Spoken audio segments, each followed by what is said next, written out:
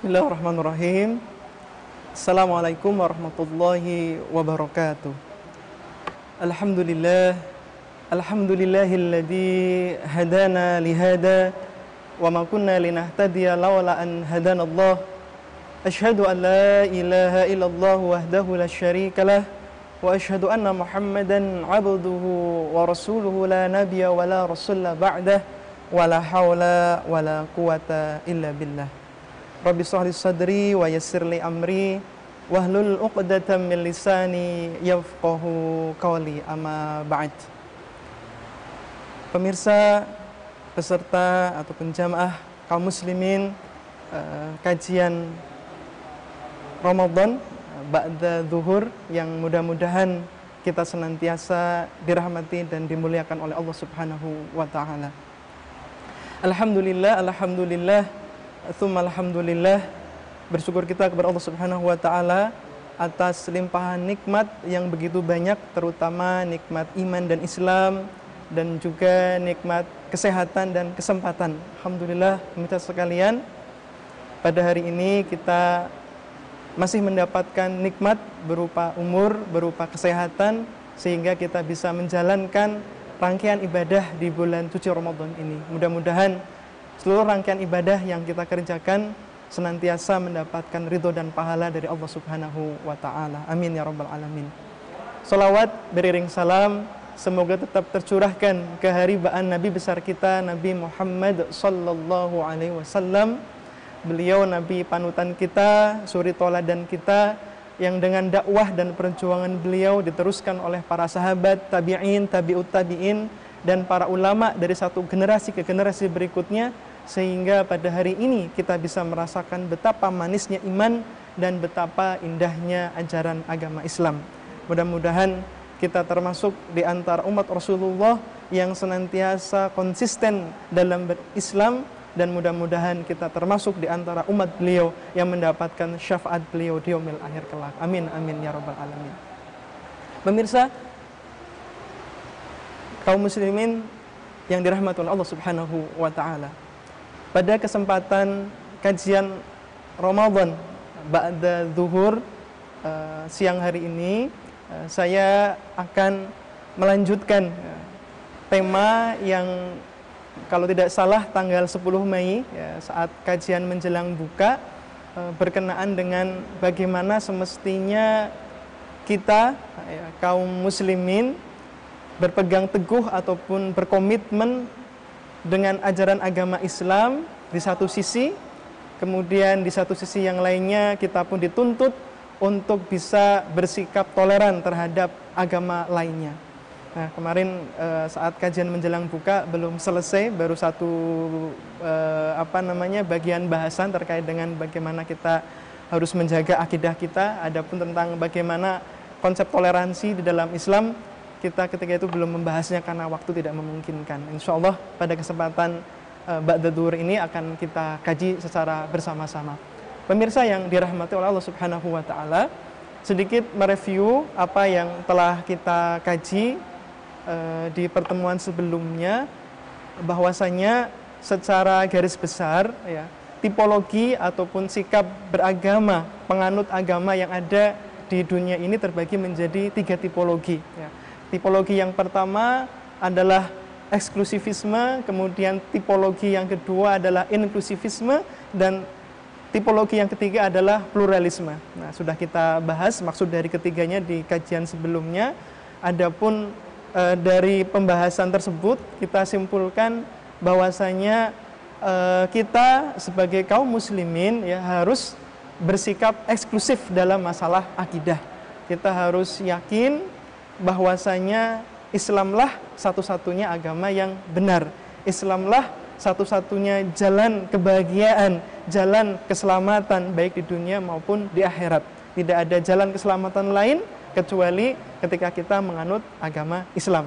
Nah, hal itu sebagaimana yang Allah tegaskan di dalam Quran surat Ali Imran ayat 19 yang berbunyi inna dina indallahil Islam. Sesungguhnya satu-satunya agama yang diridhoi di sisi Allah hanyalah agama Islam. Bahkan di ayat ke-85 dari Quran surat Ali Imran, Allah Subhanahu wa taala juga menegaskan wa may yabtaghi ghairal islami dinan fala yuqbala minhu wa huwa fil akhirati minal khasirin. Barang siapa yang menganut, yang memeluk, yang mencari ghairal islami dinan, agama selain Islam, fala yuqbala minhu, enggak akan diterima agamanya tersebut.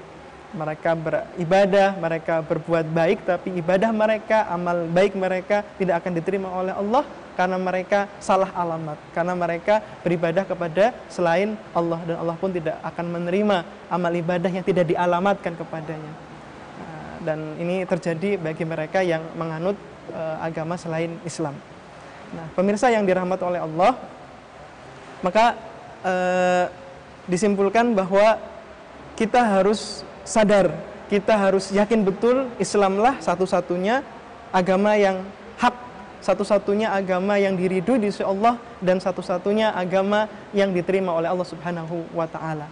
Adapun agama lain ya adalah agama yang salah, agama yang batil, dan bagi siapa yang menganut atau memeluk agama selain Islam, maka ditegaskan oleh Allah dalam Quran surat Al-Bayyinah ayat 6, fi nari jahannam khalidina fiha. Ketika mereka meninggal dunia masih tetap dengan kekafirannya, masih tetap dengan kesyirikannya, maka mereka akan meninggal dunia dan tempatnya adalah fi nari jahannam khalidina fiha. Neraka jahanam tempatnya dan kekal di dalamnya.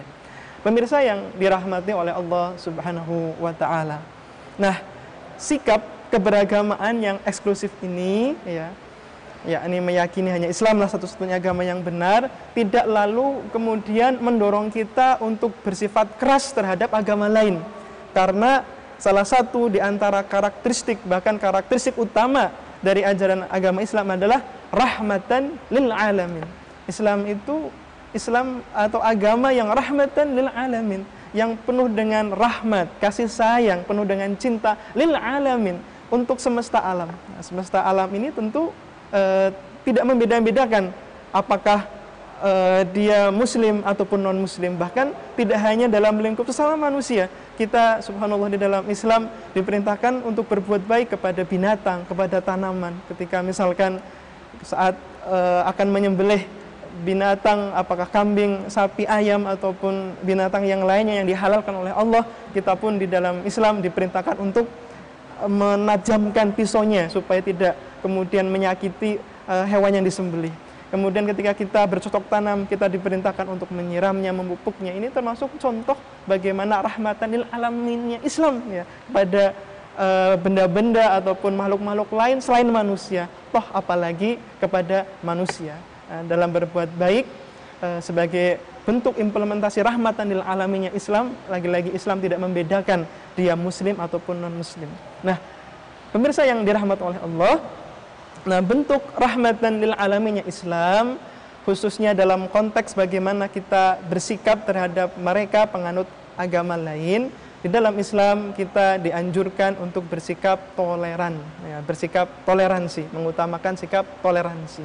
Nah, seperti apa sikap toleransi di dalam Islam dan bagaimana batasannya, pemirsa yang dirahmati oleh Allah ya, karena terkadang di masyarakat ada satu sisi yang toleransinya terlalu ketat ya, terlalu ketat sehingga menunjukkan Islam itu radikal, Islam itu keras, Islam itu garis Islam garis keras lah, ataupun julukan-julukan negatif yang lain. Tapi di sisi yang lainnya kita tidak menafikan ada kaum muslimin yang konsep toleransinya itu terlalu kebablasan. Nah, terlalu kebablasan, sudah keluar dari koridor Islam. Nah, seperti apa sih sikap toleransi kita sebagai muslim terhadap mereka non muslim sebagai perwujudan rahmatan lil alamnya Islam? Pemirsa yang dirahmati oleh Allah, ada beberapa ayat yang mungkin bisa kita jadikan sebagai rujukan untuk membicarakan betapa Islam sangat mengutamakan dan menganjurkan kepada kita penganutnya untuk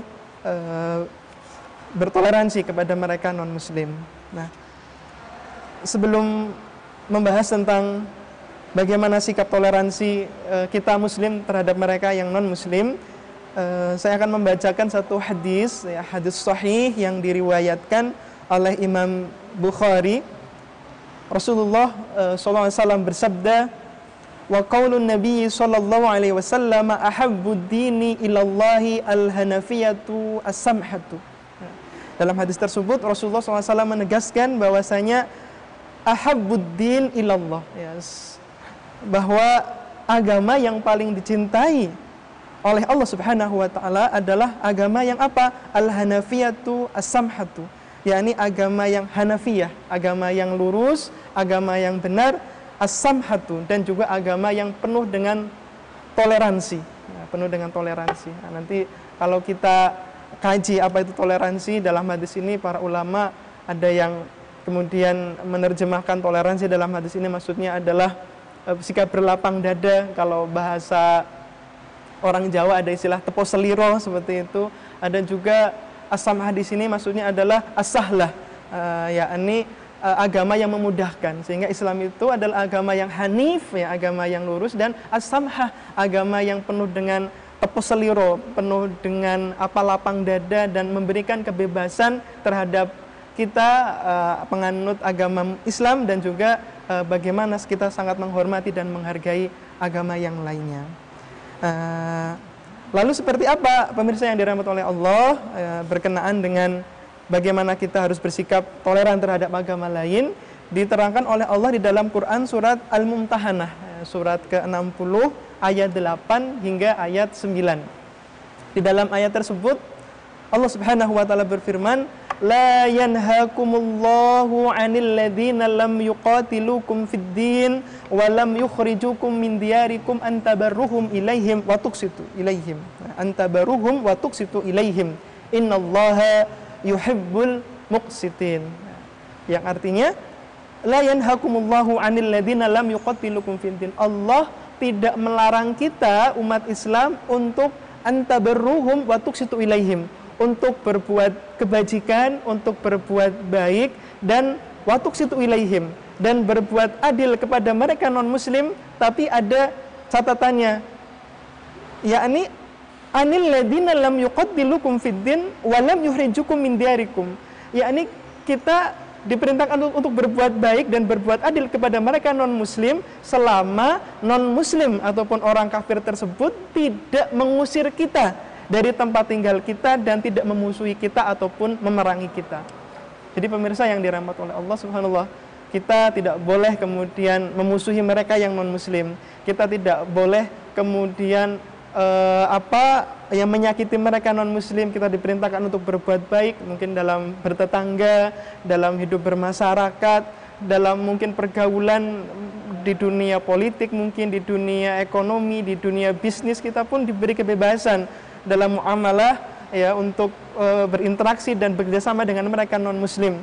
Termasuk dalam masalah hukum pun kita diperintahkan untuk adil. Jangan sampai gara-gara dia muslim, dia berbuat jahat lalu kita katakan dia berbuat baik, ataupun sebaliknya, dia sebenarnya dia non muslim tapi berbuat jahat, berbuat baik, lalu kemudian kita katakan berbuat jahat. Kita nggak boleh. Dalam masalah kemanusiaan, dalam masalah hukum, kita diperintahkan untuk berbuat baik kepada siapapun, tidak memandang agamanya seperti apa atau latar belakang agamanya, seperti itu. Nah, tetapi di ayat ke-9 dari Quran surat Al-Mumtahanah ini Allah menegaskan kembali, innama yanhakumullahu 'anil ladzina qatalukum fid din wa akhrajukum min diyarikum wa dhaharu 'ala ikhrajikum an tawalluhum wa may yatawallahum faulaika humudz zalimun. Nah, di ayat ke-9 Allah Subhanahu wa taala menegaskan agar jangan sampai kita malah menjadikan teman mereka yang non-muslim, ya, ataupun orang-orang kafir yang jelas-jelas memusuhi kita, memerangi kita, atau bahkan mereka mengusir kita dari tempat tinggal kita, gitu ya. Gitu. Disebutkan wa may yatawallahum minkum, atau antawalluhum wa may yatawallahum faulaika humudz zalimun. Kalau kita sampai menjadikan mereka non-muslim sebagai teman, sebagai partner dalam kehidupan, apakah itu dunia bisnis, politik, dan sebagainya, maka kita orang-orang muslim yang berbuat seperti itu dikategorikan sebagai humudz zalimun, orang-orang yang zalim, orang-orang yang tidak adil.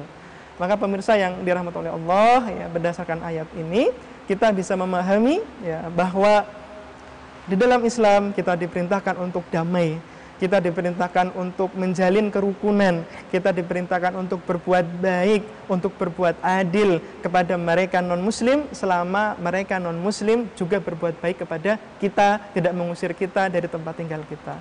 Nah, ini tentu konteksnya kalau semisal qadarullah ya, kita misalkan hidup di suatu negara di mana di negara itu kita kaum muslimin termasuk minoritas, lalu mereka non muslim yang menjadi mayoritas ya, sampai mengusir kita, sampai memusuhi kita, menghalang-halangi kita untuk beribadah. Nah, ini tentu yang perlu kita implementasikan adalah ayat yang ke-9. Kita harus jaga jarak dengan mereka. Bahkan kalau kita punya kemampuan sebagai kaum muslimin untuk melawan, kita harus lawan, harus hadapi mereka untuk tentu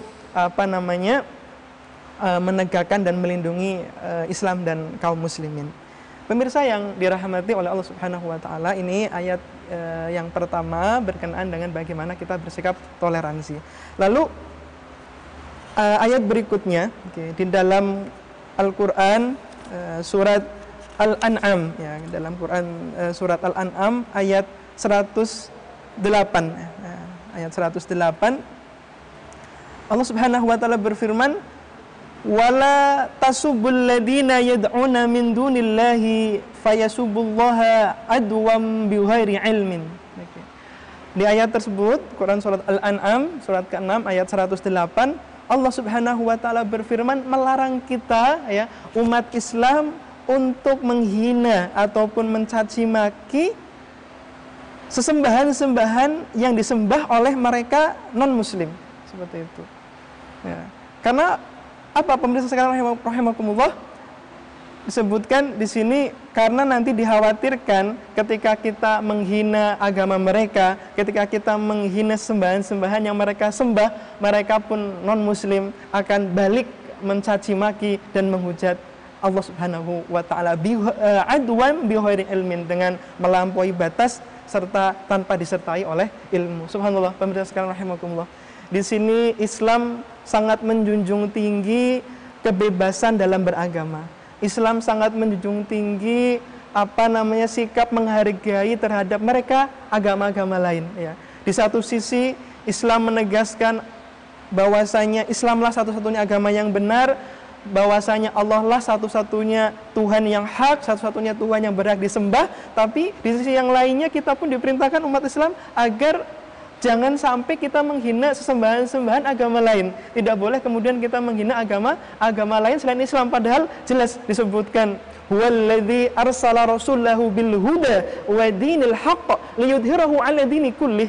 Dalam ayat tersebut Allah menegaskan Allah lah yang telah mengutus Nabi Muhammad SAW bil huda wa dinil haq, yang membawa petunjuk dan agama yang hak, liyudhhirahu 'ala dini kullih, untuk mengungguli agama-agama selainnya, dalam arti Islamlah satu-satu agama yang unggul, yang hak. Tetapi di sisi yang lainnya kita pun dilarang agar jangan sampai kita menghina sembahan-sembahan yang jelas-jelas itu sebenarnya bukan Tuhan tapi mereka pertuhankan. Subhanallah gitu ya. Ini luar biasanya Islam dan tentu tidak kita dapatkan di agama yang lain. Bahkan pemirsa yang dirahmati oleh Allah, di dalam Quran surat Al-Baqarah ya, ayat 256 Allah Subhanahu wa taala berfirman, la ikraha fid din qad tabayyana rusydu minal ghayy. Allah menegaskan la ikraha fid din, jangan sampai kita umat Islam itu memaksa mereka non muslim untuk masuk ke agama Islam. La ikraha fid din, enggak ada paksaan dalam memasuki agama Islam ini. Kita nggak boleh untuk memaksa mereka non-muslim untuk masuk agama Islam. Tetapi di lanjutan ayat Allah menegaskan qad tabayyana rusydu minal ghayy ya, karena sudah jelas mana yang rusyd ya, mana yang lurus ya, dan minal ghayy, dan mana yang menyimpang ya, sehingga katakanlah dengan bahasa kita pemirsa yang dirahmati oleh Allah, bagi mereka yang non-muslim ya, ataupun siapapun, setiap manusia yang punya hati, yang punya akal, yang punya pemikiran, yang punya panca indera dan potensi-potensi yang Allah berikan kepadanya secara lengkap dan sempurna, bagi mereka yang mampu menggunakan potensi tersebut dengan semaksimal mungkin, menggunakan akal, hati dan pikirannya semaksimal mungkin, insya Allah mereka akan mendapati bahwasanya kebenaran hakiki hanya bisa kita dapati di dalam Islam. Mereka pasti akan kemudian menemukan hidayah bahwasanya Islamlah satu-satunya agama yang benar dibandingkan dengan agama-agama yang lainnya. Dan ini bisa kita pertanggungjawabkan pemirsa sekalian rahimakumullah. Kalau misalkan kita mengkaji, ya, kita bandingkan antara Islam dengan agama yang lain, apakah itu Yahudi, apakah itu Nasrani, apakah itu Hindu, Buddha, Konghucu, Shinto, Majusi ataupun Zoroaster serta agama-agama yang lainnya. Kalau kita membandingkan dari aspek historisnya, sejarah bagaimana munculnya agama tersebut, bagaimana konsep Tuhan mereka, bagaimana konsep Nabi mereka, termasuk kitab sucinya, subhanallah ya. Hanya Al-Quranlah satu-satunya yang benar-benar inna nahnu nazzalna dzikra wa inna lahu lahafidun. Hanyalah Al-Quran satu-satunya kitab suci yang Allah turunkan dan Allah lah yang menjaganya. Bagaimana dengan Taurat, bagaimana dengan Injil? Di dalamnya sudah mengalami distorsi, di dalamnya sudah mengalami penambahan, pengurangan, dan campur tangan manusia, campur tangan dari pemuka agamanya yang kemudian membuat ataupun mengurangi dan memodifikasi ayat-ayat yang ada di dalamnya. Terlebih juga Weda, Tripitaka, Upanishad ataupun Zen Avesta dan beberapa kitab-kitab suci yang lainnya. Hanyalah Al-Quran yang subhanallah dihafal sekian juta manusia. Hanyalah Al-Quran yang kemudian orisinalitasnya bisa terjaga, dan itu tidak bisa kita dapati di agama yang lainnya. Inilah bukti bahwasanya qad tabayyana rusydu minal ghayy. Walladzi arsala rasulahu bil huda wa dinil haq liyudhhirahu 'ala dini kullih. Bahwasanya Islam adalah satu-satunya agama yang unggul di antara agama-agama yang lainnya. Nah, pemirsa yang dirahmati oleh Allah, kalau kita mengkaji asbabun nuzul dari Quran surat Al-Baqarah ayat 256, menarik pemirsa yang dirahmati oleh Allah. Pada saat itu ada seorang yang ketika itu tentu menjadi seorang sahabat karena masuk Islam, ya, yang awalnya adalah Nasrani, yang bernama Husain, ya. Seorang bapak yang bernama Husain yang pada awalnya beragama Nasrani. Lalu sahabat Husain ini kemudian menerima Islam sebagai agamanya. Nah, namun demikian keluarganya, khususnya adalah kedua putranya, masih beragama Nasrani. Lalu Husain pun merasa tidak ridho kalau kedua putranya masih beragama Nasrani dan memaksa kedua putranya untuk masuk ke ajaran agama Islam. Nah, kemudian berita ini sampai ke telinga Rasulullah SAW, lalu turunlah ayat ini, ya, yang menegaskan la ikraha fiddin. Subhanallah, ya. Kalaulah misalkan kita sebagai bapak ataupun salah satu anggota keluarga yang mana di salah satu anggota famili kita, na'udzubillah, ya, misalkan ada yang non muslim, lalu kemudian kita berusaha untuk mendakwahinya. Betul, kita harus mendakwahi orang tersebut, tapi dakwahnya pun tidak boleh dengan paksaan, karena tidak boleh kita memaksa orang untuk masuk ke ajaran agama Islam ataupun masuk ke agama Islam, ya. Maka bagaimana konsep dakwah yang benar, ya, disebutkan di dalam Quran surat An-Nahl ayat 125, ya. Ud'u ila sabili rabbika bil hikmah wal mau'izatil hasanah wajadilhum billati hiya ahsan. Subhanallah, metode dakwah adalah bil hikmah, dengan arif bijaksana, dengan penuh hikmah, wal mau'izatil hasanah, memberikan mau'izah, memberikan pengajaran yang baik, penjelasan yang baik, nasihat yang baik, wajadilhum billati hiya ahsan. Bahkan kalau semisal perlu berdebat, ya, perlu berjadal, perlu mungkin berdiskusi, tapi diskusilah dengan diskusi yang benar. Wajadilhum billati hiya ahsan. Enggak boleh kemudian memaksa kebenaran Islam ini ke orang lain. Itu udah menjadi maklum bahwasanya kalau ia mau menggunakan akal, hati, dan pikirannya, insya Allah akan menemukan mana agama yang hak dan mana agama yang batil. Subhanallah. Ini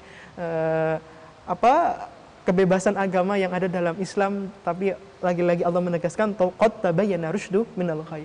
Namun pemirsa yang dirahmati oleh Allah, betul tidak ada paksaan untuk masuk ke agama Islam. Tetapi ketika misalkan kita sudah masuk Islam, pemirsa yang dirahmati oleh Allah, kita harus komitmen dengan Islam. Kita nggak boleh main-main di dalam Islam.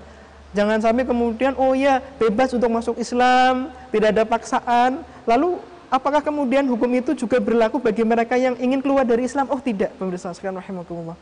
Sampai dalam satu hadis Rasulullah SAW menyegaskan, man baddala dinahu faqtuluh, ya. Kalau misalkan di suatu negara menerapkan hukum Islam, menerapkan syariat Islam, man badala dinahu faqtuluh, maka orang yang kemudian bermain-main dengan ajaran agama Islam, sudah masuk Islam tapi kemudian dia keluar dari Islam, faqtuluh, maka dibolehkan seorang hakim yang kemudian menetapkan hukum di suatu negara itu untuk membunuh orang yang murtad tadi. Maka ini menunjukkan masuk Islam bebas, tidak ada paksaan, tapi kalau sudah masuk Islam harus komitmen. Bahkan dalam hal yang amaliyahnya, pemirsa sekalian rahimakumullah, terkait dengan masalah sholat, dalam hadis yang diriwayatkan oleh Imam At-Tirmidzi, Imam Ahmad dan juga Imam An-Nasai, Rasulullah SAW menerangkan bagaimana terkait dengan kewajiban agar kita menegakkan sholat. Innal ahada bainana wa bainahum as-shalah. Sungguhnya perjanjian, sesungguhnya perbedaan yang hakiki antara kita orang Islam dengan mereka orang-orang kafir adalah as-shalah, adalah mengerjakan salat. Wa man tarakaha faqad kafar. Dan barang siapa yang meninggalkan salat secara sengaja, tidak ada uzur yang kemudian membolehkan untuk mungkin karena dia mungkin sakit yang parah, dan lagi-lagi pemirsa sekalian rahimakumullah, yang namanya sholat tidak ada uzur syar'i yang kemudian membolehkan untuk meninggalkannya, ya, tidak seperti puasa ataupun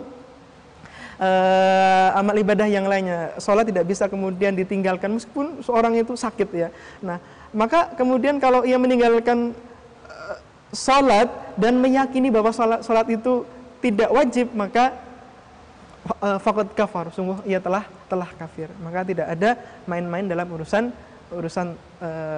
Islam, ya. Kalau masuk Islam tidak ada paksaan, tapi kalau sudah masuk Islam dia harus komitmen. Oke, pemirsa yang dirahmati oleh Allah Subhanahu wa taala, adapun sebagai penutup ini masih ada beberapa hadis sebenarnya dan ayat Al-Qur'an yang perlu kita kaji, tapi karena waktunya sangat singkat, ya. Sebagai penutup kita akan bahas satu ayat sebagai pamungkas, ini Quran surat Al-Kafirun ayat 1 hingga ayat 6. Oke. Dalam ayat tersebut Allah Subhanahu wa taala berfirman, "Qul ya ayyuhal kafirun la a'budu ma ta'budun wa la antum 'abiduna ma a'bud wa la ana 'abidu ma 'abadtum wa la antum 'abiduna ma a'bud lakum dinukum waliyadin." Subhanallah, pemirsa yang dirahmati oleh Allah. Nah, seringkali mohon maaf, ya, ayat ini sering disalahpahami. Lakum dinukum waliyadin, bagimu agamamu, bagiku agamaku. Ya, seringkali disalahpahami atas nama toleransi. Ya udah, lakum dinukum waliyadin dalam arti kita harus menerima pluralisme agama, gitu. Dengan lakum dinukum waliyadin, ya bolehlah kita kemudian untuk saling menghargai dan menghormati agama lain dengan cara ikut serta ritual peribadahan agama lain. Nah, ini perlu kita luruskan, pemirsa yang dirahmati oleh Allah. Quran surat Al-Kafirun ayat 106, kalau kita kaji sababun nuzul ataupun asbabun nuzul dari ayat ini, ya, pernah suatu hari sekelompok tokoh dari orang kafir Quraisy mendatangi Rasulullah SAW. Ya. Nah, tokoh Quraisy tersebut memberikan tawaran kepada Rasulullah SAW yang kurang lebih, wahai Rasulullah SAW, ya, kita harapkan Anda dengan kaum muslimin sekalian untuk sekian waktu, dalam satu riwayat 1 tahun, menyembah Tuhan kami. Dan nanti sebaliknya, kami pun orang kafir Quraisy untuk sekian waktu, sekitar 1 tahun, kita pun akan sebaliknya akan menyembah Tuhan Anda. Atau mungkin dalam bahasa yang lebih sederhana, ya, kemudian sekalian rahimakumullah, ya, misalkan wahai kaum muslimin, ini misalkan orang Nasrani berkata kepada kita, kita harapkan ketika hari Ahad, ya, kalian datang ke gereja untuk melakukan kebaktian, dan nanti hari Jumat kita pun akan datang ke masjid untuk mengerjakan sholat Jumat berjamaah, misalkan. Nah, tapi kemudian turunlah ayat ini untuk menegaskan, qul ya ayyuhal kafirun, wahai Muhammad, katakanlah kepada mereka orang-orang kafir, apa? La a'budu ma ta'budun wala antum 'abiduna ma'bud wala anna 'abidu ma'abadtum wala antum 'abiduna ma'bud, ya. Wahai orang-orang kafir, wahai orang-orang non muslim, pemeluk agama selain Islam, kami orang Islam itu tidak menyembah Tuhan yang kalian sembah. Kalian pun tidak menyembah Tuhan yang kami sembah. Karena Tuhan yang kami sembah itu Allah, la ilaha illallah. Sementara Tuhan yang kalian sembah sebenarnya bukan Tuhan, tapi kalian pertuhankan. Apakah itu kalau dalam konsep agama Yahudi ada Yahweh, Elohim, El atau Adonai, dalam agama Kristen ada Tuhan Bapa, Roh Kudus, atau Yesus yang dikatakan sebagai Tuhan anak, Sang Hyang Widiwasa, ataupun Tuhan-Tuhan di agama lain, dewa-dewa di agama lain, itu sebenarnya bukan Tuhan, tapi mereka yakini sebagai Tuhan. Sebenarnya mereka bukan Tuhan, tapi mereka pertuhankan. Karena la ilaha illallah. Sebenarnya Tuhan yang hakiki, Tuhan yang hak, Tuhan yang berada disembah hanya Allah Subhanahu wa ta'ala. Maka dalam urusan akidah, pemirsa yang dirahmati oleh Allah, lakum dinukum waliyadin, bagimu agamamu, bagiku agamaku. Kita tidak boleh mencampur adukan antara satu agama dengan agama yang lain, dan tidak boleh kemudian memaksa kita untuk mengakui kebenaran agama lain. Nah, pemirsa yang dirahmati oleh Allah, kesimpulannya dari Quran surat Al-Kafirun ayat 1 hingga ayat 6 ini, bahwasanya dalam urusan akidah dan masalah ibadah, pemirsa rahimakumullah, kita dianjurkan untuk bertoleransi. Tetapi toleransi dalam urusan akidah dan ibadah sebatas mengakui dan menghargai eksistensi ataupun keberadaan dari agama lain, dan sekedar untuk menghargai dan menghormati peribadahan mereka. Kita menghormati dan mengakui ada agama-agama lain, itu sudah suatu keniscayaan sunatullah, ada keanekaragaman. Maka tapi jangan kemudian kita membenarkan agama mereka, karena agama yang hakiki, agama yang benar hanyalah agama Islam. Tidak boleh kemudian pula kita mencampur adukan antara agama kita dengan agama yang lain. Dulu pernah ada sekelompok intelektual muslim di Indonesia yang membuat fikih, namanya fikih lintas agama, yang berusaha untuk mencampur adukan fikih Islam dengan fikih-fikih agama yang lain. Yang jadi pertanyaan, apakah agama lain punya fikih? Ya, ini kan jadi pertanyaan yang menggelitik bagi mereka. Nah, ini jelas tidak benar. Ataupun misalkan praktek yang ada di masyarakat, pemirsa sekalian rahimakumullah, ada sebagian masyarakat yang atas nama toleransi mereka, mohon maaf, lalu mengucapkan selamat Natal atau selamat hari besar agama lain. Kemudian atas nama toleransi mereka pun ikut-ikutan melakukan peribadahan di gereja, ataupun di tempat ibadah agama. Ini termasuk hal yang sudah melanggar toleransi yang kebablasan, termasuk toleransi yang kebablasan. Maka toleransi yang sesuai dengan akidah kita hanya mengakui eksistensi mereka, hanya mengakui keberadaan ajaran agama mereka, tapi tidak boleh kemudian kita mengakui kebenaran agama mereka. Contoh sederhana misalkan, pemirsa sekalian rahimakumullah, dalam keyakinan kita umat Islam, yang namanya babi itu hukumnya haram. Makan daging babi itu hukumnya haram. Nah, jangan sampai atas nama toleransi kita tidak enak dengan tetangga kita misalkan yang non muslim, lalu kita ikut-ikutan menghalalkan babi itu. Kita dikirimi tongseng babi atau sate babi misalkan oleh tetangga kita, lalu atas nama toleransi kita terimalah dan kita ikut memakan daging itu ke atas nama toleransi. Nggak boleh. Ini adalah toleransi yang kebablasan.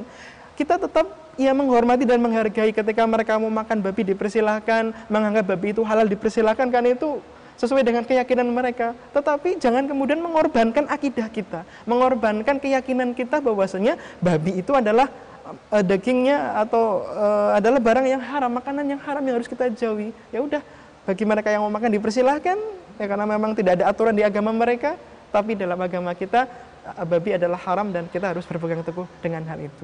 Ya, namun pemirsa yang dirahmati Allah, ya, dalam urusan muamalah, dalam urusan sosial kemasyarakatan, subhanallah, ya, sebagaimana di surat Al-Mumtahanah ayat 8 tadi, kita tetap diperintahkan antabarruhum wa tuqsitu ilaihim, untuk berbuat baik kepada mereka, untuk berbuat adil kepada mereka. Nah, pemirsa sekalian rahimakumullah, sebagai penutup, ya, kita perlu pahami bahwasanya kalau di suatu negara Islam, ya, di suatu negara Islam di mana di situ Islam, ya, menerapkan hukum Islam di dalam peraturan perundang-undangan di negaranya itu, nanti orang-orang non-muslim itu atau orang kafir itu terbagi menjadi dua, ya. Ada kafir harbi, ada kafir dhimmi. Meskipun ada yang membagi menjadi 4, ada kafir musta'man, ada kafir mu'ahad, seperti itu, tapi secara garis besar orang kafir terbagi menjadi 2, ada kafir harbi dan kafir dhimmi atau ahlu dhimmah. Nah, orang kafir harbi adalah orang kafir yang jelas-jelas memerangi kita, yang memusuhi kita. Maka kita pun diperintahkan untuk membela diri dan untuk melawan dan memerangi mereka juga, gitu. Karena kita harus membela diri. Tapi kalau untuk orang yang kafir dhimmi atau ahlu dhimmah, yang mana mereka orang kafir tapi tinggal di negara Islam dan mereka membayar jizyah, pajak. Nah, pemirsa sekalian rahimakumullah, kalau diterapkan syariat Islam di suatu negara yang diperintahkan untuk membayar pajak itu hanya mereka yang non-muslim. Sementara kita muslim tidak membayar pajak karena sudah membayar zakat seperti itu. Nah, mereka ahli dhimah harus kita jaga, kita harus berbuat baik kepada mereka. Sampai-sampai Rasulullah SAW menyebutkan dalam sebuah hadis sahih yang diriwayatkan oleh Imam An-Nasa'i dan juga Imam Ahmad. Rasulullah SAW bersabda, "Man qatala qatilan min ahli dhimmati lam yajid rihal jannati wa inna rihaha la yujadu min masirati arba'ina aman." Dalam riwayat lain, min masirati sab'ina aman. Barang siapa di antara kita muslim yang sampai membunuh non-muslim yang ahli dhimmah, non-muslim yang berbuat damai kepada kita, tidak memerangi kita, maka disebutkan lam yajid rihal jannah. Iya. Tidak akan masuk surga, bahkan mencium bau surganya saja tidak. Subhanallah. Bahkan disebutkan di sini, padahal bau surga itu bisa didapati min masirati arba'ina aman, ya, bisa didapati dengan perjalanan 40 tahun ataupun 70 tahun. Jadi membunuh mereka non muslim, orang kafir yang damai dengan kita, yang termasuk ahlu dhimmah, maka tidak akan apalagi masuk surga, mencium bau surganya saja tidak. Bahkan subhanallah, pemirsa rahimakumullah, dalam hadis riwayat Muslim, Rasulullah SAW juga menegaskan, man adda diniyan faqad adani. Barang siapa di antara kita yang menyakiti ahlu dhimmah, orang kafir dhimmi, faqad adani, sungguh ia telah menyakiti Rasulullah SAW. Subhanallah, ya. Luar biasanya Islam, rahmatan lil alamnya Islam, ya, yang tentu sangat menjunjung tinggi bagaimana sikap agar kita menjalin kerukunan dan toleransi antar umat beragama. Nah, ini tentu luar biasa konsep toleransi ini kalau kita kembangkan di Indonesia, khususnya pemirsa sekalian rahimakumullah, di mana kita hidup di Indonesia di tengah-tengah pluralitas, di tengah-tengah kemajemukan, baik pluralitas dalam budaya, dalam adat, istiadat, kemudian termasuk dalam agama seperti itu. Sehingga insya Allah kalau kita menerapkan sikap toleransi dalam Islam ini, kita akan senantiasa bisa menjalin hubungan yang baik antara kita sama muslim dan juga antar muslim dengan penganut agama yang lainnya. Demikian pemirsa sekalian, kajian pada siang hari ini. Mudah-mudahan apa yang kita kaji ini bermanfaat. Yang pertama, mudah-mudahan bisa meningkatkan semangat kita dalam berislam, semangat kita dalam menjalankan ajaran Islam, kemudian menjaga keistiqomahan kita dalam berislam, wala tamutunna illa wa antum muslimun, sebagaimana firman Allah dalam Quran surat Ali Imran ayat 102, harus senantiasa kita menjaga keimanan kita, keislaman kita hingga akhir hayat kita. Tapi di sisi yang lainnya kita sebagai seorang muslim diperintahkan untuk bersikap rahmatan lil alamin, bersikap toleran terhadap agama lain selama mereka berbuat baik dan berdamai kepada kita sekalian. Kurang lebihnya mohon maaf. Nasrun minallah wa fathun qarib wa basyiril mu'minin. Assalamualaikum warahmatullahi wabarakatuh.